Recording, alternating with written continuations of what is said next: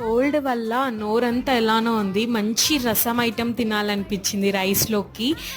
అయితే నేను బెండకాయలు ఉన్నాయన్నమాట, బెండకాయ సూప్ చేశాను. దాంట్లో కొంచెం మిరియాల పౌడర్ వేసి చాలా అంటే చాలా టేస్టీగా ఉంటుంది. నా స్టైల్ బెండకాయ పులుసు మీకు చెప్తాను, తప్పకుండా ట్రై చేయండి. ఫస్ట్ అయితే ఒక ప్యాన్లో ఆయిల్ వేసుకొని దాంట్లో ఆవాలు జీలకర్ర ఆనియన్స్ పచ్చిమిర్చి వేసుకోవాలి. అవి మగ్గాక ఇప్పుడు దాంట్లోకి ఏదైతే కట్ చేసి పెట్టుకున్నామో ఆ బెండకాయలు వేసేసుకోవాలి. దానిపైనుంచి పసుపు చల్లేసుకొని మూత పెట్టేసుకోవాలి. ఆఫ్టర్ ఒక 2-3 మినిట్స్ తర్వాత మళ్ళీ అది ఓపెన్ చేస్తే కొంచెం మగ్గుతాయి అన్నమాట బెండకాయలు సాఫ్ట్గా.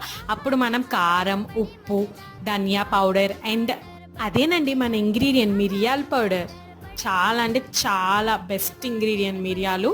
అండ్ అదంతా కలిపేసి ఒక పక్కన ఉంచేసి దాంట్లో చింతపండు రసం పొయ్యాలి. ఇప్పుడు పోసి మరిగించాలి.